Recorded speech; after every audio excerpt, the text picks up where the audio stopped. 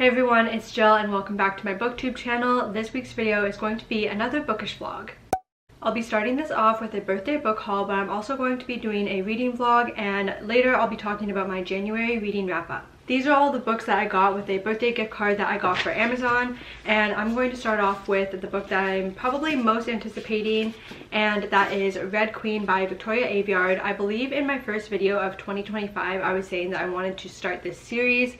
I think it's a 4 or 5 book series, and I've heard really good things about it. And I also said in my previous video, but I follow Victoria Aveyard on TikTok and I really like watching her videos talking about publishing and just her writing journey in general. So this will also be the book that I'm going to be doing my reading vlog on, so I'm going to wait until I get a little further in before I talk about the plot and stuff, because I'm only currently on chapter 3. But yeah, this is the first book that I got and I'm very excited to see how I like it. The next book I got is Immortal. This is by Sue Lynn Tan. This is the prettiest cover I've literally ever seen. This was released early January, and when I saw it on the Indigo website I was like, I need to get that book because the cover is just so beautiful. It is a fantasy romance and it is also a standalone. I'm gonna show you the inside covers because it's just so pretty. That's the front inside cover, and then the back looks like that. Just so detailed and beautiful. I'm just reading the back here and it looks like this is about Leanne, and she is going to be helping the Immortals because in the past the Immortals helped her with this enemy.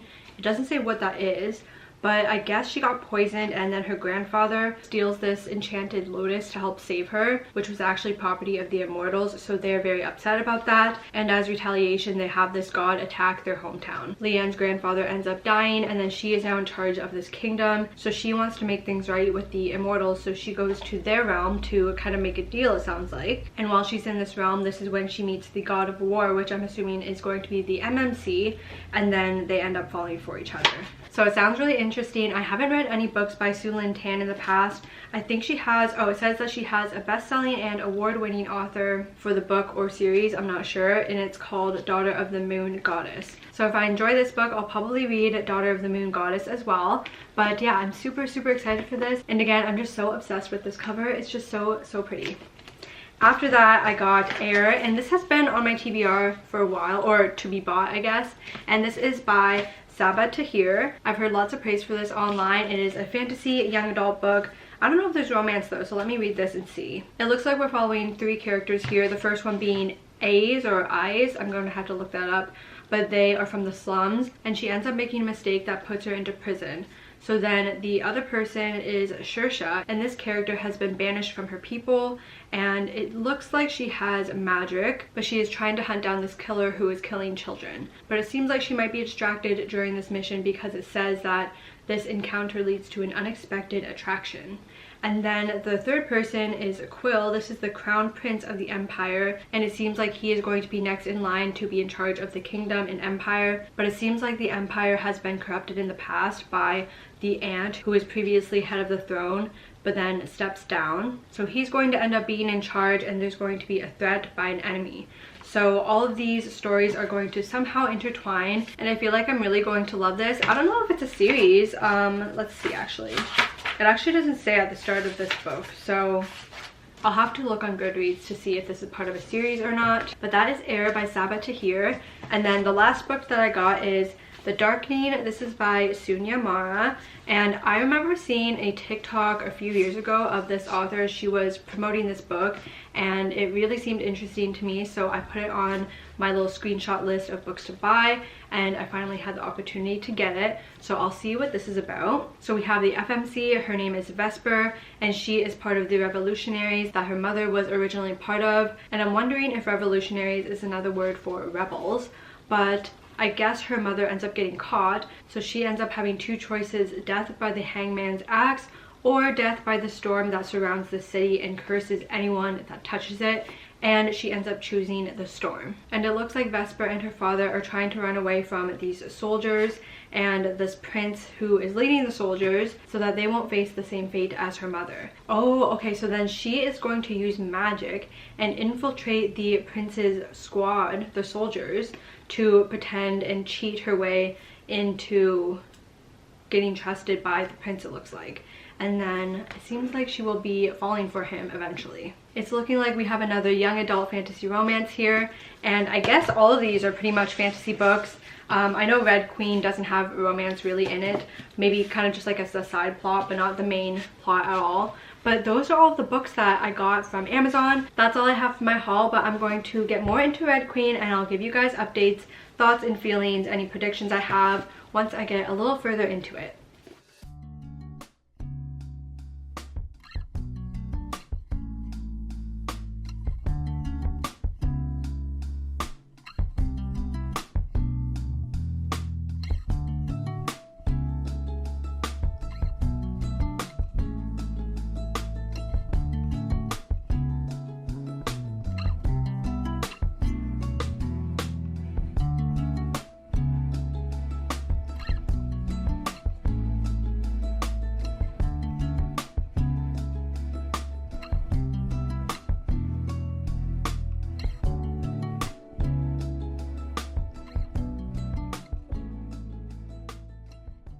I'm a little bit further into Red Queen now, page 107, chapter 11, and here we have a society where people are divided into silvers and reds.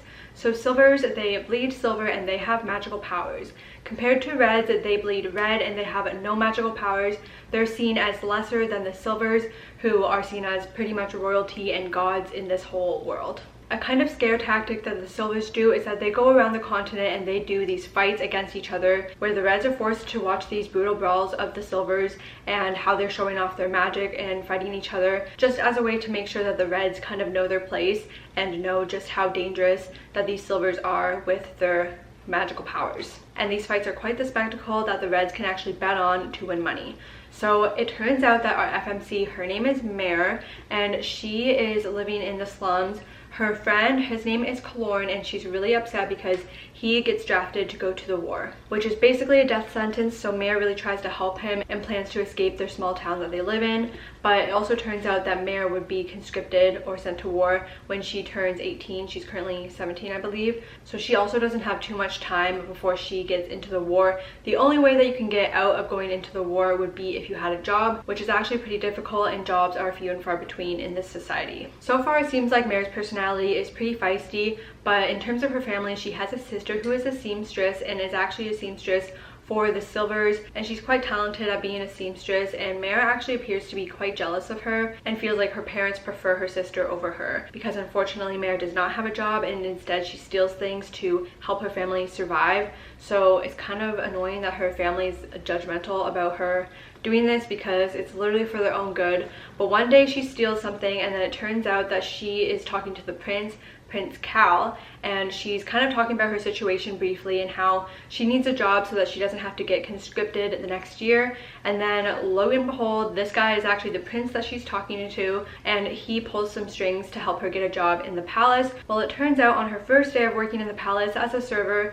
she finds out that she actually has powers, which is weird because reds are not supposed to have powers. And she finds out these magical abilities when all these silvers are watching her. So it kind of makes the king and queen be like, oh my gosh, we have to explain how this has happened. So they come up with this scheme about how Maëlys is this long lost person of this random family, and now she has finally been found because of her magical powers. And it's just so amazing that now she can be betrothed to their son, which you think is going to be Cal, but it turns out she is actually going to be arranged in a marriage to the younger son. His name is Maëlys, and at the same time this is the perfect opportunity because she is going to be helping the kingdom from a threat, and this is this rebellious group, and it is called the Scarlet Guard, and their goal is to make reds and silvers equal so that there isn't this huge hierarchy and divide between the people in the society, which of course would be beneficial to everyone, but the silvers will not allow this and do not want this to happen. Coincidentally, she actually knows some people that are involved in this Scarlet Guard,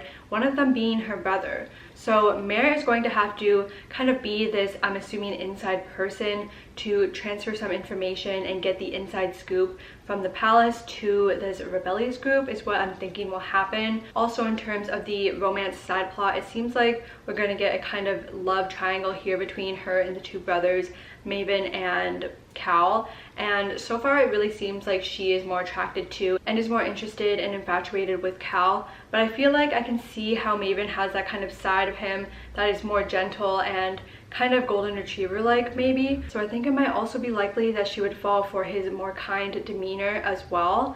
But that is all really that has gone on so far. And at the start, for the first 50 pages, I will be honest, I was kind of like, it's a little bit slow, but I kind of had to just like hit myself and be like, okay, it's been 50 pages. I need to give it a little bit more time than that. And now that I'm at the 100-page mark, I really am looking forward to reading this. And I think I'm going to have a lot of time tonight to get pretty far into this. So hopefully tomorrow I'll have a really good update for you guys. But so far I'm enjoying the writing, and it's interesting because I've noticed a few times, for example, when they're talking about the Scarlet Guard, she kind of insinuates and she's thinking in her head like, oh, I feel like I might know someone from it, and then right after it says yes she does, and it's her brother. So I'm wondering if she actually knows that her brother is in it, or if it's just from the narrator's point of view being like, oh, by the way, like her brother is in this, but she doesn't actually know it yet. And I think there was one other instance that was a little bit similar and kind of maybe suggested that there might be a little bit of dramatic irony going on, which is really interesting because I feel like I don't normally notice those kind of things. But I'm going to continue with this, and I think tomorrow I'll do another update in the afternoon, I think. But yeah, so far so good with Red Queen.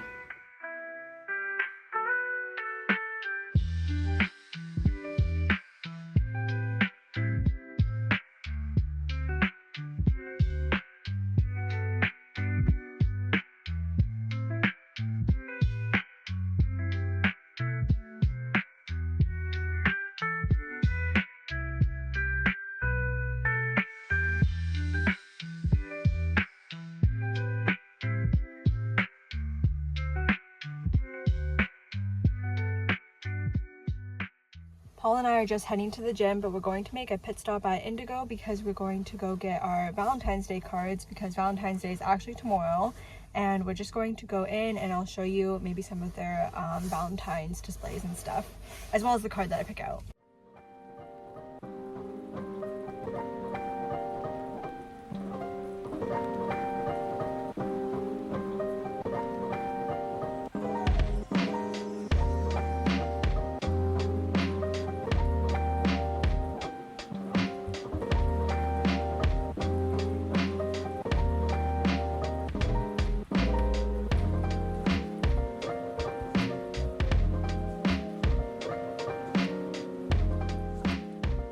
Hey guys, it's February 14th, so happy Valentine's Day to everyone. I'm a little more into Red Queen and I'm on page 229, chapter 19. So I'm going to get a little bit more into spoiler territory. I feel like my last checkup I didn't really talk about the plot and characters too much, and it was more so general overview of what's going on that you would probably be able to read from the back. So just as a warning, since she is now residing at the palace, she has to kind of keep up the image of being a silver. So she kind of has that like makeover scene, and now she has to present herself in a way that is fit to be with a prince, I guess. The brother's uncle, his name is Julian, he's kind of helping her with navigating her powers.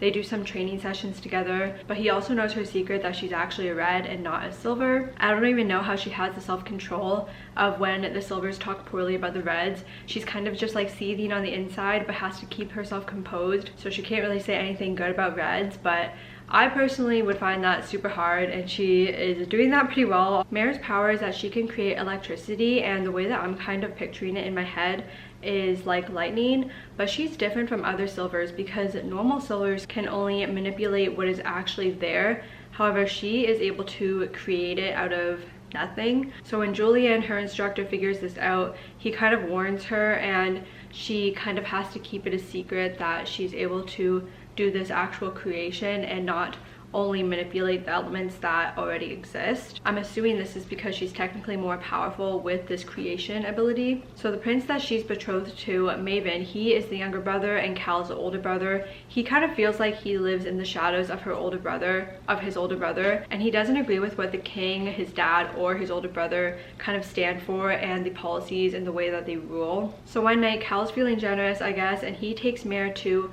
her hometown to be able to visit with her family. There they actually discover that she has powers and has magical abilities.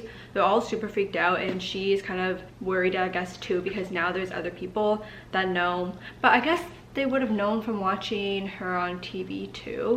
I don't know, I'm kind of a little confused about that actually. And her family was a little skeptical, thinking that maybe she's changed and now she's like a bad silver, but she's trying to reassure them that she's still on their side. So this brings us to them being part of the Scarlet Guard, this rebellion group, and Mare is quite motivated to help the Scarlet Guard because she discovers that her brother got killed in war. So she wants to do everything she can to stop any more innocent killings, and weirdly enough, Maven is actually on her side and also wants to help her and join the Scarlet Guard. He's kind of already talking to some members of this group, and I was really shocked by that actually, because I didn't think he would, I guess, have the guts to go against his whole family, his brother, his dad, since these rebels are like the #1 enemy at this point. But like I mentioned before, he's kind of already felt like what his family has been doing, specifically his dad and brother, he doesn't really agree with. So I guess it does make sense that he is part of this rebellious group too, kind of as an informant, I guess. The most annoying part though is when Mare finds out that her best friend Kalorn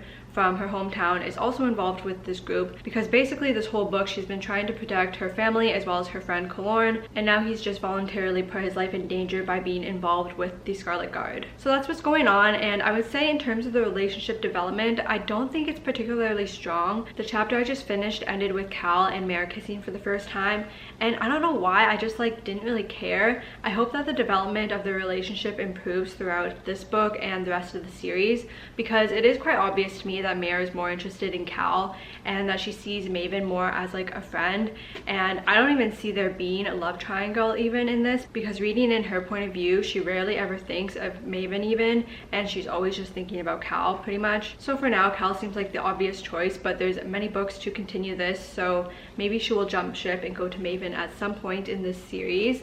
There will definitely be an issue though, I can see, with Evangeline, because Evangeline is betrothed to Cal, and she's already kind of exhibited that cattiness and that jealousy towards Mare anyways. So when she finds out that they're kind of a thing, I feel like she's going to just freak. So I feel like we're in the process of getting a confrontation or a fight set off between the Silvers of the Kingdom and then the rebellion group, the Scarlet Guard, which I'm really anticipating, but I would say for now it has been a little on the slow side. I'm hoping it does pick up, but that is all I have to say for now. I will do, I think, a final check-in once I'm done with this. It looks like I have maybe a little bit more than 1/3 left of this book, so hopefully I can either finish that today or tomorrow and then do my final update and rating of this book. Sorry it's super dark, but I just got to the part where the Scarlet Guard, I guess they had this plan to have a shooting during one of the balls, but during the shooting there was also a bomb that went off, which was not what was expected. But I feel like this was actually the king and queen's doing, because Mare confronts them and is like, what the heck, I did not expect there to be a bomb, like why did you approve of a bomb? And whoever she was talking to was like, I actually don't know what happened, like that was not part of the plan at all. So I feel like that was definitely the king and queen. Now there's a few people like in prison, I guess, at the kingdom, and then Cal was kind of helping Mare because she was bleeding red, which of course people can't see because then they'll realize that she's not silver. But I just wanted to do this quick clip of my prediction about the king and queen before I did my final recap and finish the book. Paul got me these very pretty flowers. They're pink and red flowers, some roses, carnations, and then I don't know what that is, but very pretty. And the vase is also red, which you can't really tell, but it's red. And that's the card that he got for me, and this is the card that I got for him. I thought the one dog kind of looked like Cookie a little bit, enough that it would kind of make sense. So yes, very nice and thoughtful. Okay, this just took a very unexpected turn. So it turns out that Maven and the mother, Alara, they have been against Cal and the king Tiberius. Is that his name? Okay, yes, Tiberius. And they planned this elaborate scheme to get the king and Cal, like, basically to destroy them.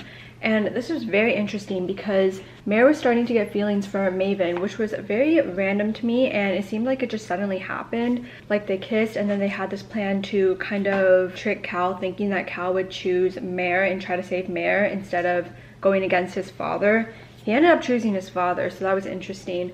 But Maven actually knew that the whole time, that he would not go against his family. But yeah, now they're the bad guys, and Mare just feels very betrayed, and it's confusing to her because she also started to not really like Cal anymore, which seemed a little bit random to me also, but she did kiss Cal like in the circle area where they're fighting, and she said that it tasted, or not tasted, and the way she described it was not good. So I was thinking, okay, so now she's kind of written off Cal. But no, Maven was a bad one this whole time, which is actually, I did not expect coming at all. I just finished Red Queen and I was very pleasantly surprised with how this ended. It turns out that the queen, she kind of set it up to make it look like Cal killed the king Tiberius, and then that Cal kind of did this because he was tricked, I guess, by Mare, which of course is not what happened, and they just kind of twisted that story so that they didn't look like the bad guys. So if the king is dead and Cal is bad, the only other option for king is Maven. And this is really bad because Maven has some secret intel of what the rebellion group is doing, which Mare is understandably very worried about because he will likely use that information against this rebel group, which they say has been eradicated, but it definitely has not, because there was a big fight and the two sides were Maven, the queen, and then the crown. And then on the other side we had Cal and then Mare, of course, which during this fight it really doesn't seem promising for Mare and Cal to be winning this, but Mare uses her powers of lightning and it helps them escape, and they were saved by the Scarlet Guard. So now they're kind of under protection of this rebellion group, and it turns out that Shade, Mare's brother, who she thought was dead, he's actually alive, but it seems like Shade is actually kind of a leader with this rebellious group. So it kind of ends with everyone wanting to kill Prince Maven, including Cal, and Cal's kind of on the rebellious side now, even though they're a little bit wary to trust him because he's kind of shown that he's pretty loyal to his family. I'm pretty sure after what's happened now, he will not be loyal to his brother and his mom. But that is the ending, and honestly I really liked the ending. It was super fast paced, it was really interesting, and when the reveals happened, like when Maven and the queen ended up being kind of the masterminds and like the bad people in the background, it was so surprising and I was really taken aback when I was reading it. Overall, I'm giving this 4 stars. I did feel like there were parts of it that were a little slow, and that the relationships, since this is more plot heavy and less about the romances, I felt like those romance side plots weren't very well developed. So then when she was talking about her feelings about Maven, I couldn't really see it, but then she was talking about her feelings about Cal and I also couldn't really see it either. And at the same time, I felt like I didn't really know Cal or Maven very well, so then I didn't really feel like I was rooting for either of them to be with Mare. But obviously now I'm rooting for Cal because he's actually good and Maven is the evil one. But I'm wondering now with the rest of the books if she's just going to be with Cal the whole time. I was pleasantly surprised, especially with that ending, and I do hope to get to the next books really soon. But I do have a huge TBR, physical TBR, so it probably won't be within the next few months, but hopefully in 2025 I can finish out this series. And I'm also really interested in Victoria Aveyard's other series, Realmbreaker, which I believe she said is inspired by Lord of the Rings, and I love Lord of the Rings. And she's also coming out with a romance fantasy pirate book in 2026, which I'm really excited about too, and that's also going to be her adult novel debut, so I will definitely be marking that on my calendar for 2026. But that is all for this reading vlog portion of the video, and I think tomorrow I will talk about the books that I read in January to finish off this bookish vlog. But yeah, that is all for now, and I will talk to you guys tomorrow. It's the next morning now, and I just started listening to a new audiobook, and that is Yin Yang Love Song by Lauren Kung Jessen. This is her new release from the end of January, and she's come out with 2 other books before that, both of which I've read. I really enjoyed her first book, which was called Lunar Love, and I gave that one 5 stars. The second book that she came out with, that was called Red String Theory. I also liked that one, but I ended up rating it 3 stars. I just didn't like it as much. If I'm remembering correctly, I felt like it was a little bit too dialogue heavy and a little bit too bantery, I think. So I'm really eager to see how I like Yin Yang Love Song. One thing I really like about her romances are just how love is intertwined into the plot and the story. The main female character is a traditional Chinese medicine practitioner who specializes in helping people who have just been broken up with and are heartbroken, which is really interesting. And then the MMC, this one's a little different because we have the one of us is famous trope. The MMC is a violinist. I think he's like a classical music player, and he's like really famous, him and his brother. But I only just started chapter 2, so I don't have too much to say other than just the general premise of it. But now I'm going to hopefully quickly go over the books that I read in January. So the first book that I read in January, that was The Blood That Divides Us by Marcelina Lobu. And this was the very first arc that I've ever got, so I was very excited when she emailed me asking if I would be an arc reader. This was about Alyssa, who is really a go-getter with school and has a lot of expectations in terms of how she wants to succeed in life. And she gets involved with her one friend who does podcasting about true crime, and then things kind of blow up when there's a murder at the school. So I ended up giving this one 2.5 stars. I feel like with a little bit more practice that Marcelina can be a great author. I just felt like that the direction this went in was a lot darker than I anticipated, and I felt like from the middle to the end of the book I was just having to suspend my disbelief so much, which I didn't love, but I did think that it was pretty fast paced, and I'm pretty sure I finished it in 2 sittings. So I did feel like this one was engaging enough for me to continue with it and read it very quickly. But the next book that I read was The Good Lie. This was by A.R. Torre, and I don't even really remember what this was about, so I might have to read the blurb here. So, okay, this was about a psychiatrist. Her name was Gwen, she's the FMC, and then a lawyer, his name was Robert.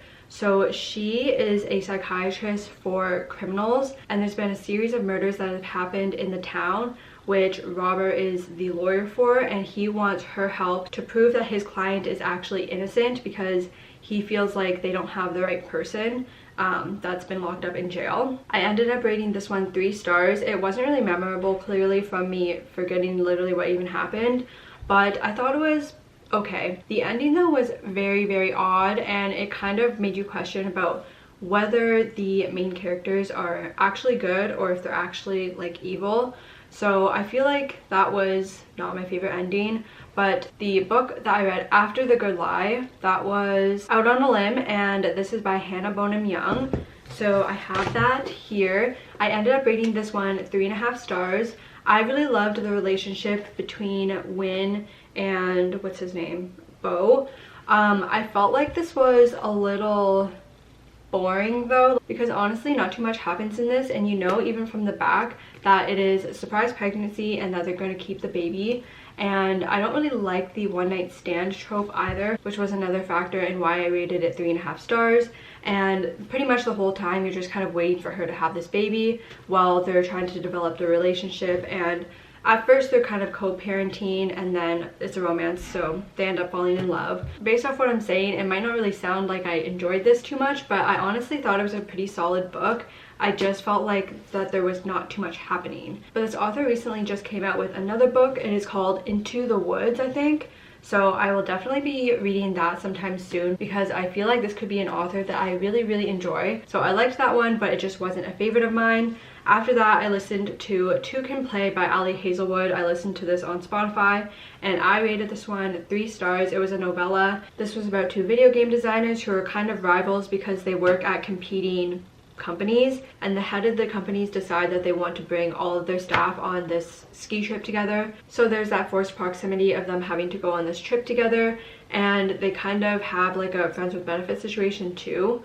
Yeah, it was okay. Your typical Ali Hazelwood book with like the miscommunication at the start of them first meeting, and then yeah, it was fine. Then I read Tress of the Emerald Sea. I gave this 3.5 stars. So this was about Tress, and she lives a very sheltered life, and her best friend is sent to go look for a wife, and he went with his father to go do so. But then one day his father comes back to this island that they live on, but there's no sign of her best friend, and she's like, well, where's my best friend? So it turns out that he was taken by this sorceress. So then she goes on an adventure to leave the island and go to try to find her best friend. And this was really unlike any other book I've read. I haven't really dipped my toes into general fantasy without romance, which this had like a little bit of romance, but it definitely wasn't at the forefront. I thought this was a very cute coming of age kind of story, and I liked the adventures that Tress went on. I felt like the middle section was a little slow and the ending kind of wrapped up quickly, but overall I would say that it was good. And then after that I read Onyx Storm. This is, oh, Tress of the Emerald Sea was by Brandon Sanderson. I literally have it and I didn't hold it up, this book. Okay, but then on to Onyx Storm by Rebecca Yarros. I actually gave this book to my sister to read and borrow, so I don't have it with me, but I rated this one 4 stars. I honestly really liked this one. I read it in like 2 days. I also have a reading vlog of it if you're interested and want to watch that. It's on my channel. But I honestly thought it was really great. There is a lot of info dumping at the start and there's lots of characters. It can be a little confusing to keep track of who's who. But basically in this book, they're trying to make alliances with the different provinces. My battery died there, so I can't remember exactly where I left off, but I know I was talking about Onyx Storm.